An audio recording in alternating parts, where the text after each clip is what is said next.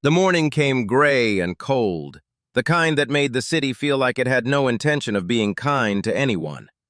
Zara left the apartment at 6:15 a.m., her uniform freshly pressed, her bag on one shoulder, her mind already running through the day's checklist. The building she worked at was over an hour away by bus and foot, and she had learned long ago that being early was the only protection she had against a world that was always looking for a reason to find fault with her.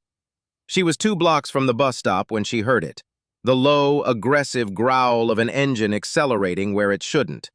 She turned. A black SUV, clean and gleaming, moved fast through the narrow street. Zara stepped to the right, but the driver didn't slow down, didn't adjust. The front wheel hit the edge of a wide, shallow puddle at full speed, and the water, dark, muddy, mixed with whatever the street had collected overnight, launched upward in a single violent arc. It hit her full in the face, her chest, her uniform, her bag. Zara stood still. For a moment, the only sound was the SUV idling 10 feet ahead. The passenger window descended with a smooth, mechanical hum. The woman inside was somewhere in her late 40s, dressed in a cream blazer, hair pinned back in a way that cost money. She looked at Zara the way someone looks at a stain on the sidewalk, with mild annoyance, nothing more. "You might want to rethink the uniform," the woman said. Her voice was unhurried, almost amused. "People like you can scrub all you want. You still won't get through the door of anywhere that matters." The window went back up. The SUV pulled away. Zara did not cry. She did not move for a long moment. She stood there in the gray morning light, water dripping from her chin, and she breathed. Once. Twice. Then she reached up and wiped the mud from her face with the back of her hand. She watched the SUV until it turned the corner and disappeared. Then she pulled out her phone, opened her Notes app, and typed down the license plate she had already memorized. Across the street, a man sat parked in a dark sedan. He had a meeting in 30 minutes and no reason to still be here. But something had made him stop, and now he couldn't look away. Not because of what had been done to her, because of the way she was still standing. If this story already has you hooked, stay with us. Hit subscribe so you don't miss what happens next. Zara had been waking up at 5:30 every morning for the past 2 years, ever since she became the only adult in the apartment. Their mother had passed 18 months ago, quietly, the way people who had worked too hard for too long sometimes did. No dramatic final words, just a Tuesday afternoon and a phone call, and then everything was different. Zara had been 23. Her brother Marcus had been 13. She dropped out of her hospitality management program 4 months later, not because she wanted to, but because rent didn't wait for grief to finish. The apartment was small, 2 bedrooms in a building that smelled like someone else's cooking and old radiator heat. But it was theirs. She kept it clean. She kept the refrigerator stocked. She kept Marcus in school and out of trouble, which in this neighborhood was its own full-time job. The morning the SUV hit her, she had woken earlier than usual. Marcus was already up, sitting at the kitchen table with his backpack half-zipped, eating cereal and staring at a worksheet. "You're up early," she said. "History test." He didn't look up. She made coffee, ironed her uniform, packed her bag. When she was almost at the door, he finally looked over. "You didn't sleep," he said. It wasn't a question. "I slept fine." "Your eyes are doing that thing." She pulled her jacket on. "Eat the rest of that cereal. I'll be home by 7. "Zara." She stopped. Marcus looked at her for a moment. 14 years old and already watching her the way older people watched someone they were quietly worried about. "You don't have to act like everything's fine all the time." She crossed the room, straightened the collar of his hoodie, and said, "Go ace your test." Then she left. She thought about that exchange for the first 2 blocks. Then the SUV happened, and everything else got louder. She arrived at Harlow Residences at 7:52 a.m., 8 minutes before her shift was supposed to start. Her uniform was soaked through, the dark mud already drying in patches across her front. She had done what she could with a handful of napkins from her bag, but it wasn't much. Kevin, the floor supervisor, saw her before she reached the staff entrance. "What happened to you?" he said, not with concern, but with the particular irritation of someone who saw her appearance as an inconvenience to his morning. "Someone drove through a puddle," Zara said, "deliberately. You can't walk the floors looking like that. I have a spare top in my locker. I'll change before I start." "That's not the point. You should have called ahead." Zara looked at him. "I'm here 8 minutes early. I'm going to change and I'm going to start my shift on time. If there's a problem with that, I'd like to know what it is." Kevin opened his mouth, then closed it. He waved a hand in the direction of the staff room and walked away. She changed. She started her shift on time. During her lunch break, she sat in the stairwell on the 3rd floor, her usual spot when she needed to think without being watched, and she did 3 things. First, she photographed the muddy uniform top, timestamp visible. Second, she wrote the license plate into a notes document she'd had since she started the job, the one she kept for things she might need later. Third, she ran the plate through a public vehicle lookup and got enough back to confirm the registration was tied to a business address, a name she didn't recognize yet, but would. She didn't know what she was going to do with any of it, but she wrote it down. Cole Merritt had been in the car for 11 minutes before his driver finally pulled away from the curb. "You want to reschedule the 8:30? His assistant had asked through the phone. "No, tell them I'm on my way." He had been on time. He was always on time.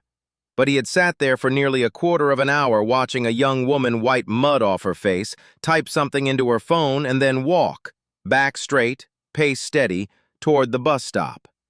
He had been to dozens of meetings where people with far more to lose than she had fell apart over far less.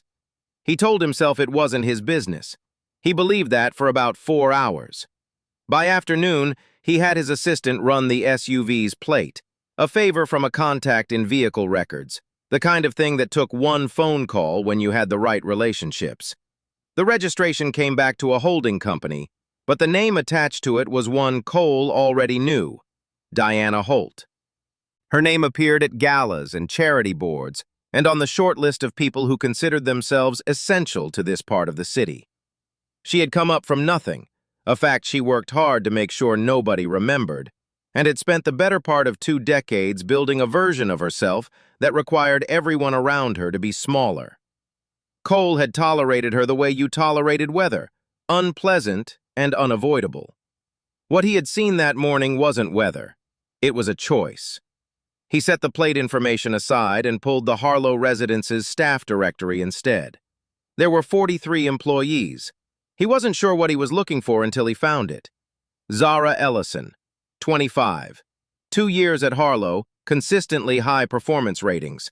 3 documented instances of flagging unsafe conditions for other staff members, each one filed correctly, through proper channels, even when nothing came of it. 1 notation from a previous supervisor. Declined a shift accommodation offered informally by building management.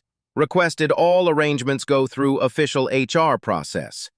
He read that last line twice. 3 days later, Zara was called into a meeting with the head of residential services, a woman named Patricia Walsh, who had the careful smile of someone delivering news they had practiced. There was a position opening in the premium residential wing, Harlow's top 2 floors, where long-term tenants paid 4 times the standard rate and expected service to match. The role was essentially a senior floor coordinator, quality checks, staff scheduling, direct tenant communication. It wasn't management, but it was a step toward it. "Your record here is strong," Patricia said. "You're being considered." "Who else is being considered?" "That's not something I can share." Zara walked her through the details. The premium wing operated differently. Higher standards, less tolerance for error, and a social environment that could be, Patricia said carefully, demanding. Zara understood what that meant. That evening, she came home to find Marcus in the kitchen, not at the table, but standing at the stove attempting to make pasta. The water was boiling over. He was staring at his phone. "Marcus!" He looked up. "Oh!" He turned down the burner. She dropped her bag and took over. They stood in the kitchen together, and she told him, while she stirred, that someone had offered her a chance to move to a different floor. Better, more visible, more complicated. He thought about it while he got out the bowls. What's the complicated part? People who don't want me there. People like that are everywhere. She looked at him sideways. When did you get wise? He shrugged. I've been watching you for 14 years. She went back to Patricia's office the next morning and said formally that she wanted to be considered. The premium wing smelled different from the rest of the building. It wasn't perfume exactly, more like the absence of everything ordinary. No floor wax, no detergent, no trace of the building's working parts. Just cool, neutral air, and the kind of quiet that money bought and maintained. Zara reported to her first shift on the 14th floor on a Monday morning. Her new supervisor was a man named Brett, who shook her hand with the enthusiasm of someone who had already decided she was temporary. The other two senior staff, a woman named Claire and a man named Todd, didn't bother with handshakes. They glanced at her, glanced at each other, and went back to their conversation. She noted it, said nothing. By the end of the first week, the shape of things was clear.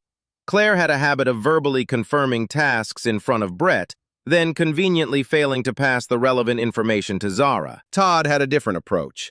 He added work to Zara's list without telling her, then made a point of mentioning her incomplete tasks in the morning briefings.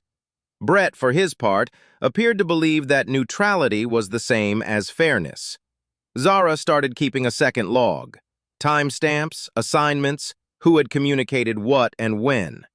She kept it in a plain notes document on her phone. Dates, times, names, facts. Nothing editorialized. Just record. At the end of the second week, during a morning briefing, Todd mentioned that the linen inventory for rooms 1408 through 1412 hadn't been updated. That's actually in Zara's section, he said, turning to her with the particular calm of someone who had rehearsed. Brett looked at her. Zara looked at Todd, then at Brett. The linen inventory was updated Wednesday at 3:15 p.m. I have a timestamp. The section was reassigned to Todd's list Thursday morning after the scheduling change. She paused. I can pull the documentation if you'd like. The room was quiet. Brett cleared his throat. That won't be necessary. Todd said nothing. Claire studied her clipboard. Later that day, Claire found Zara in the supply room and told her, in a low, reasonable voice, that making people look bad in meetings wasn't a good way to make friends on this floor. Zara finished counting the stack of hand towels she was working through and said, without turning around, I wasn't trying to make anyone look bad. I was making sure the facts were accurate. There are better ways to handle things up here. Zara turned then. She looked at Claire directly. I came from the 7th floor. I've been doing this job for 2 years. I'm not going to stand in a room and accept responsibility for something I didn't do just to keep things comfortable. She picked up her clipboard. If that's a problem, I'd rather know now. Claire left without answering. But the room felt different after that. Not hostile exactly, more like recalibrated. Like something had been tested and the result had come back unexpected. Cole had been back to Harlow twice in 2 weeks, both times on legitimate business. He held investment stakes in several properties in the building, and quarterly reviews were standard. But he had also, on both occasions, made a point of checking in with Patricia Walsh, who mentioned, almost as an aside, that the new floor coordinator on 14 was performing well under conditions that would have sent most people back downstairs. He didn't ask further questions. He didn't need to. On a Thursday afternoon, he was waiting for the elevator on the lobby level when the doors opened and Zara stepped out. She didn't recognize him at first. She was looking at something on her phone, her mind clearly somewhere else, and she stepped to the side to let him pass. He stepped the same direction. The small, awkward dance of two people navigating a doorway. Sorry, she said, glancing up. She stopped. He could see it in her face, not recognition of who he was, but recognition of something. The sedan, the morning. She looked at him the way someone looks at a detail they filed away and never expected to retrieve. You were parked across the street, she said, not a question. Yes. She studied him for a moment. How long have you been in this building? I have properties here, about 3 years. She absorbed this. So you didn't follow me here? No. She nodded once, and he could see her deciding something. how much this information changed the situation, what the appropriate response was. "I saw what happened," he said. "All of it." "I know, that's what you just told me." He almost smiled. "I wanted to say, what I watched that morning was not nothing. The way you handled it." She looked at him with an expression that was neither grateful nor dismissive, just steady. "I appreciate that, but I don't really need it confirmed." "I know you don't." He paused. "I'm Cole Merritt. I work in commercial real estate and hospitality development. I've been watching how you've handled this floor for the past 2 weeks." Through Patricia. "She mentioned it, yes." Zara shifted her bag on her shoulder. "What do you want, Mr. Merritt?" "There's a junior coordinator position opening at one of my managed properties. Real operational responsibility, staff oversight, process management. I'd like you to apply." She was quiet for a moment. "Why?"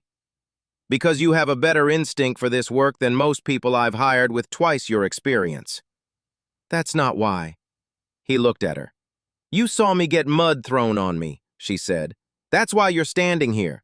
And I need to know whether this offer is about what I can do or whether it's about you feeling like you owe me something." The lobby was quiet around them. Someone walked past. Neither of them moved. "Both things can be true," he said finally. "What I saw that morning is what made me look into your record. But your record is what's making me offer you this. Those are two separate things." She considered that for a long moment. "If I apply," she said, "I apply on the same terms as anyone else. I get evaluated on results. I don't want to be a favor." "Understood. And I don't want anyone in that building to know how this conversation started." "Also understood."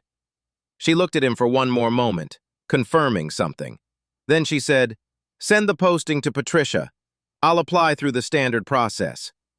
She walked past him toward the staff corridor without looking back. Cole stood at the elevator and thought that he could not remember the last time someone had turned what he was offering into a set of conditions he had to agree to. He pressed the button for the 14th floor and found, against his better habits, that he respected her for it. Diana Holt saw her on a Tuesday. She had come into Harlow for a meeting with the building's leasing office. She held a stake in several commercial units on the ground floor, a quiet investment she rarely thought about. She was waiting for the elevator when she noticed a young woman in a senior floor uniform crossing the lobby, clipboard in hand, speaking to one of the desk staff with the focused ease of someone who knew exactly what they were doing. Diana looked at her the way you look at something familiar in an unfamiliar context, a slow, searching recognition. Then it landed. The uniform was different, the mud was gone, but the posture was the same. The face was the same. The eyes, when they briefly swept the lobby without landing on Diana, were the same. The elevator came. Diana stepped inside and said nothing, but she thought about it for the rest of the day. What people who had known Diana Holt for a long time understood, though rarely said aloud, was that she had not always been this person. She had grown up in a mid-sized city in Ohio, in a house where money was counted carefully and nothing was wasted. She had worked her way through college, worked her way into real estate, worked her way into a first marriage, and then a better second one. And at each step, she had made a deliberate practice of leaving the previous version of herself further behind. The woman she had become did not look back, could not afford to. What she could not have explained, not even to herself, was why the image of a young woman standing in the street, soaked in mud and still unbowed, had stayed with her in the days after it happened. She had told herself it was nothing, an irritation, the kind of minor unpleasantness that didn't merit a second thought. But it had merited more than a second thought. And now the same young woman was walking through her building in a senior uniform, and something in Diana's chest had tightened in a way she did not like and did not examine. She began asking questions, quietly through the channels available to someone with her connections. What she found annoyed her further. Clean record. Good one. Applied properly, received the position properly. No angle, no convenient failure. Diana did not consider, even briefly, that this should be the end of it. The rumors started small. Someone mentioned to Brett that the new coordinator on 14 had gotten where she was through a personal connection with a building investor. Someone else told a member of the leasing staff that premium tenants had complained about Zara's communication style. The details shifted each time, as details do when they have no anchor in truth. But the direction was consistent. She was not qualified. She was not legitimate. She was there because someone had put her there. Zara became aware of it the way you become aware of weather changing, gradually, then all at once. She noticed the way conversations paused when she entered rooms, the way Brett began CCing her on emails in a way that felt less like inclusion and more like surveillance. The way one of the premium tenants, a man named Gerald who had previously been polite to her, now directed his questions to Todd even when Zara was standing right there.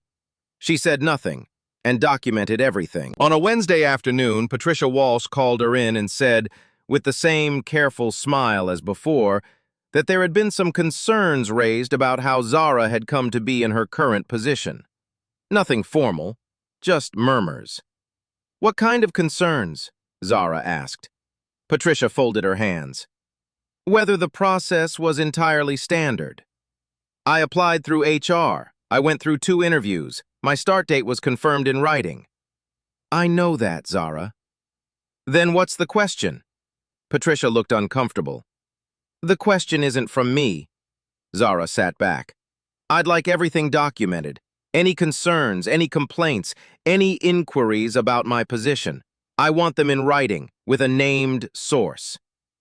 "That's not always how these things—" "I know it isn't. I'm asking anyway." She left the meeting and stood in the hallway for a moment, very still. She knew the SUV. She knew the name her plate search had returned, the business registration that had led one step further to Diana Holt. She had connected it the moment Patricia's expression shifted. What she didn't yet know was how far Diana was willing to take this. She found out 10 days later. The allegation was that Zara had disclosed confidential tenant information to an outside party. It arrived as a formal complaint filed through the building's management company, citing a specific date and a specific incident.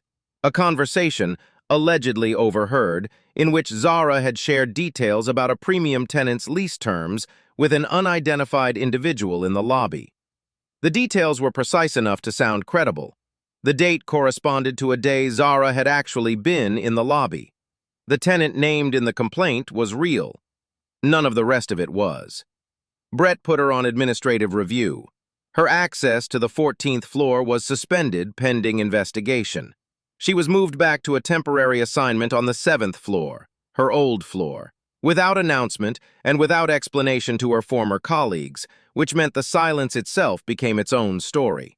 She filed a written rebuttal the same day. She pulled her lobby sign-in log, her task records, her phone's location data for the date in question. She submitted a formal request for the identity of the complainant and the specific source of the alleged overheard conversation. She was told the investigation process had its own timeline. She pushed harder, requested a meeting with the management company's HR director, requested that the complaint be reviewed alongside her complete employment record, requested that any witness to the alleged incident be formally identified. Each request was acknowledged. None were acted on quickly. The weight of it was not the suspension. It was the architecture of it. The way everything she did to fight back was absorbed by process, by procedure, by the patience of people who knew that waiting was its own kind of winning. She was pushing against something that didn't push back. It simply held. She came home that Friday later than usual. Marcus was at the kitchen table. He took one look at her face and closed his textbook without a word. He got up, filled a glass of water, set it in front of her, and sat back down. They stayed like that for a long moment, the kitchen quiet, the street noise rising faintly from below. Finally, he said, "You're not the one who did something wrong." She looked at her brother, 14 years old, watching her with a steadiness that reminded her so much of their mother it was almost hard to breathe. She picked up the glass and drank. She didn't sleep well that night. But when she lay in the dark, she wasn't thinking about giving up. She was thinking about the specific, verifiable inconsistencies in the complaint, the ones she had already spotted and written down. the ones that would unravel if anyone looked at them directly. The problem wasn't that she had nothing. The problem was that no one with enough standing had been made to look. She stared at the ceiling and thought, that's the part that has to change. She spent the weekend at the kitchen table, not despairing, working. She printed everything she had, her full employment log going back 2 years, the timestamps from the 14th floor, the written rebuttal she had filed, the formal requests she had submitted, and the dated acknowledgments she had received in return. She laid it all out in order, chronological, cross-referenced, nothing asserted that wasn't supported by something she could point to. Then she went through the complaint itself, line by line. The date was real. The tenant was real.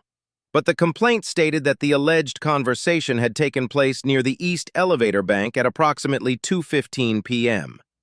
Her sign-in log and her task record both placed her on the 14th floor until 2:40 p.m. that day. The lobby desk log, which she had requested as part of her HR submission, showed her badge scan at the ground floor at 2:51 p.m. 36 minutes of documented activity that made it structurally impossible for her to have been where the complaint said she was. There was more. The complaint referenced a specific lease detail, a renewal clause for the tenant in question. Zara had never had access to lease documents. Her role gave her operational access only. That was a system permission, not a policy preference. It was logged, verifiable, auditable. She compiled it into a single document, clean, numbered, no anger in the language, just the sequence of facts that, placed next to the complaint, turned it into something that couldn't hold its own shape. Then she opened her contacts and typed a name. She wrote one sentence. I have documentation that directly contradicts the complaint. I need someone to make sure it's reviewed by the right people. I'm not asking for anything else. She sent it before she could reconsider. Cole read the message at 9:47 p.m. He read it twice.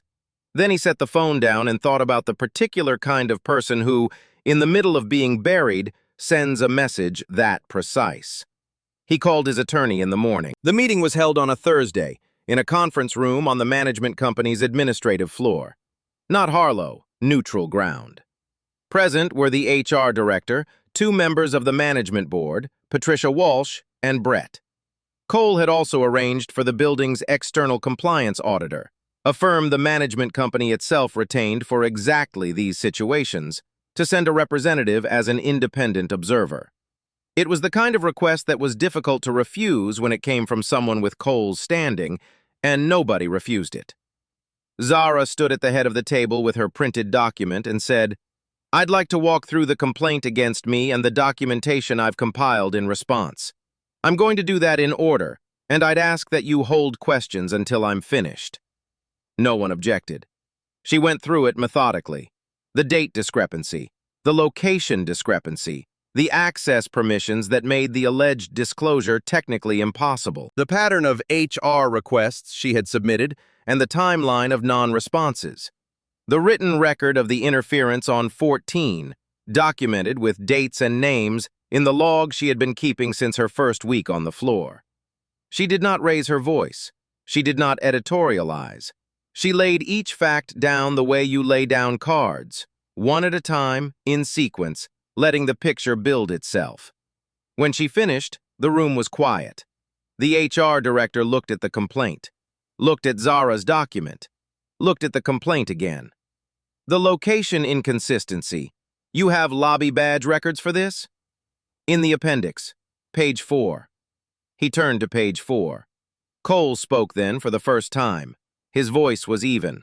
I was present on the morning of the original incident that preceded all of this. I personally witnessed Diana Holt deliberately drive through standing water to drench this woman on her way to work. I watched her roll down her window and speak to her. I have had that documented since the morning it happened. He paused. I believe the board should be aware that the complaint filed against Ms. Ellison originates from the same individual, and that the timing corresponds directly to Ms. Ellison's professional advancement within this building. The board member at the far end of the table said, You're saying this is retaliatory. I'm saying the record speaks clearly, Cole said. I'm not asserting anything the documents don't already support. Diana was not in the room. She had not been invited. But her name was in every document on the table, and the room understood what that meant. Zara watched the faces of the people across from her. She wasn't asking them to like her. She wasn't asking them to feel sorry for what had happened.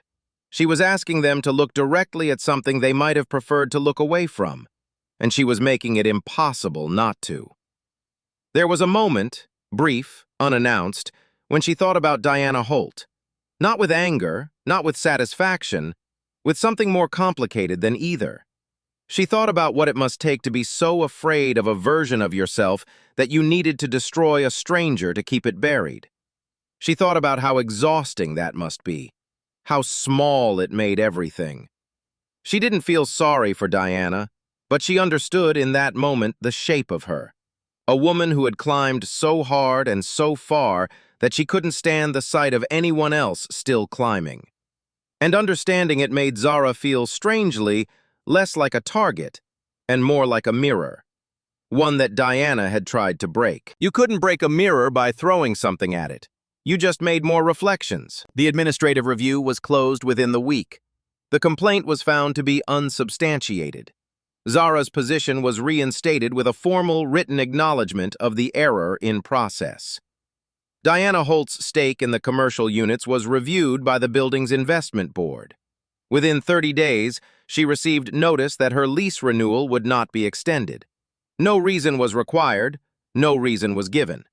It wasn't justice in the grand sense, but it was consequence, which was rarer and, in Zara's experience, more useful. Cole offered her the coordinator position at his managed property a second time.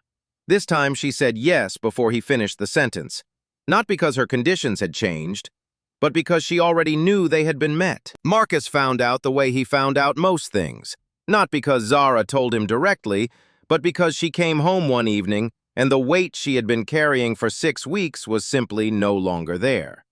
He looked up from his homework and said, "It's done." It wasn't a question.